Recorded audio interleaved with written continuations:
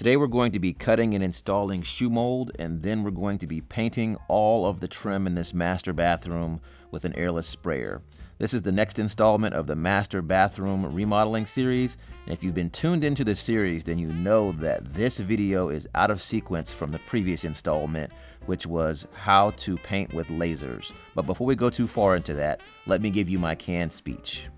Welcome to Renos for Pros and Joes, helping you simplify the renovation and remodeling process. On this channel, we do renovation tip and strategy videos, as well as hands-on product tool and gear reviews. If you're interested in renovation, repair, remodeling, maintenance of real estate, then consider subscribing.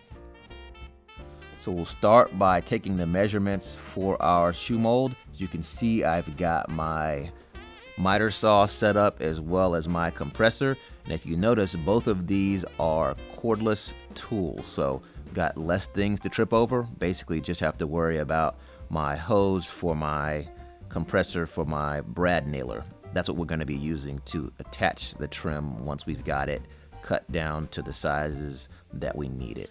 So just making some miter cuts here, and then going to turn and cut it straight for the backside, which is going to be against the tile of the shower enclosure.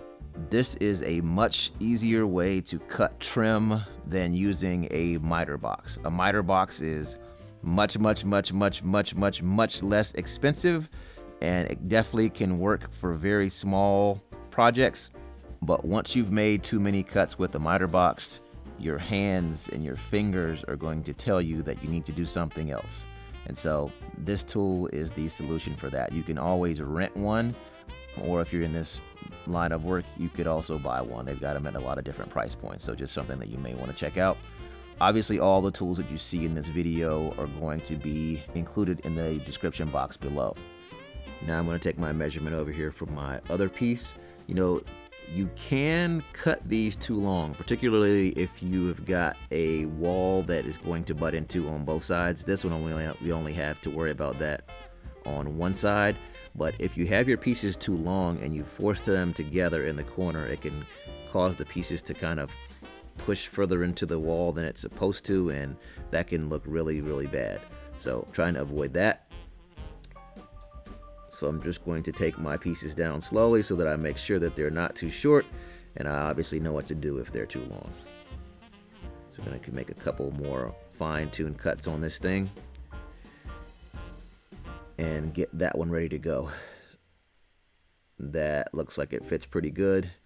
So now we're going to just try to check to make sure it's laying exactly the way we want it. Make one more final little trim there, and then let's get this brad nailer going and pop some nails in this thing so we can jump to paint. So I've got it ready to go. Got these pieces in. You can also do this manually with a hammer and some finish nails, but once again, this is much faster, easier option if you're able to do so. Got that one in. Now let's jump over here and get this one in place as well. I like to have it jam up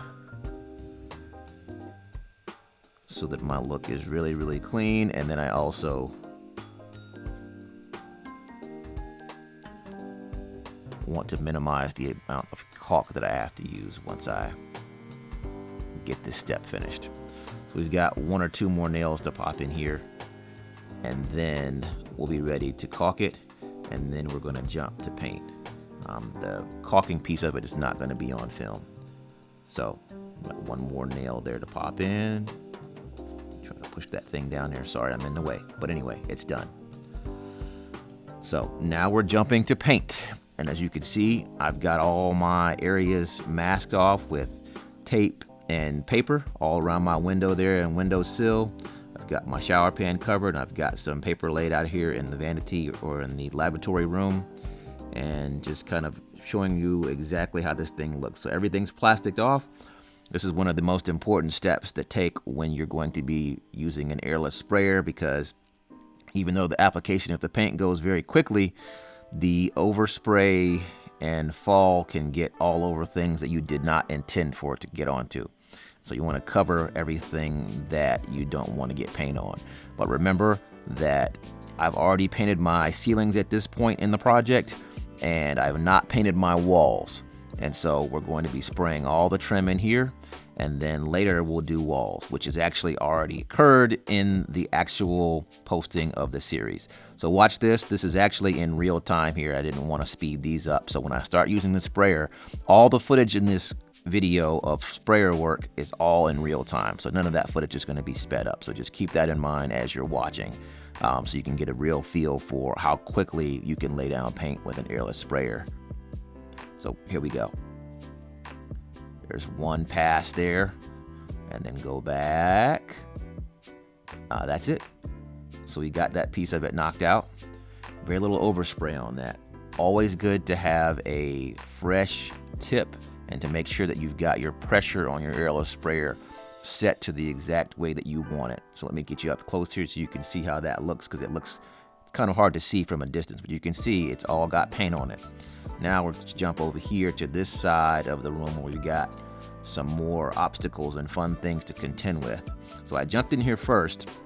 Now in a previous video, I mentioned making sure that you got all of your prep work done so that you didn't have to stop when you were on a roll.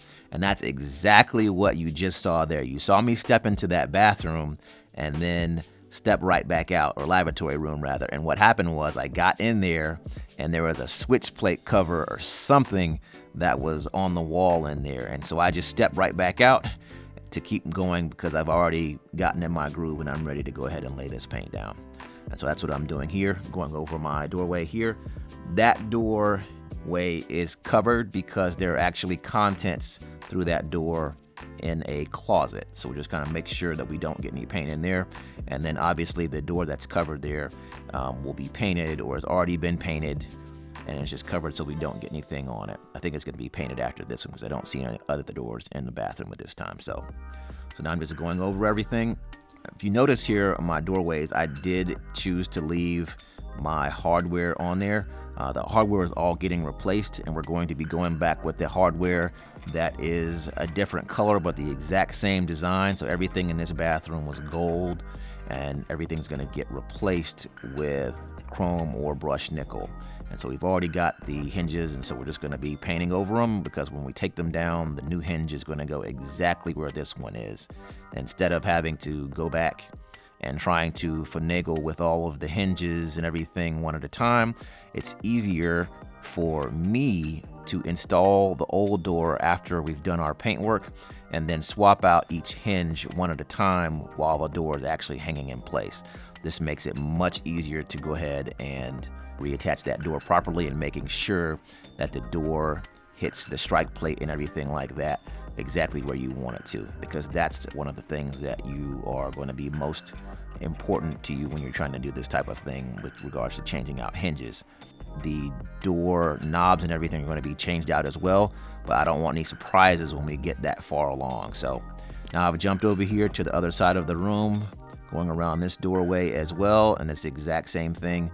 You'll notice that the hinges are still on that door as well. Over there on the left-hand side, those are going to be replaced. So we're just kind of laying everything down here. Another thing to note about painting like this is that frequently people leave their masking or their painter's tape on too long. The painter's tape is to keep the paint off while you're painting, but as soon as you start to get that paint to dry, or sometimes even before, you want to get your masking and everything out of there, because you don't want the paint drying from the tape onto the surface that you just painted, because that's how you get those scenarios where the paint gets torn away. So now I'm going around this window and knocking this out really quickly. And as you can see, I've got everything taped off there. I've got that nice little design there in the window. That is from running my painter's tape around the edges, and then the masking paper makes up the center portion. That way I don't get any paint on my windows. Cleaning paint off of windows is not a fun job. So as you can see, I've got everything laid down here just like we wanted. Just wanted to pan around so you can see. So the main advantage of painting with an airless sprayer is going to be that you can virtually get a flawless finish if you are experienced with it enough, and you also can lay the paint down really quickly. Hopefully you guys found this video informative. Don't forget to like, comment, and subscribe, and I will see you guys on the next one.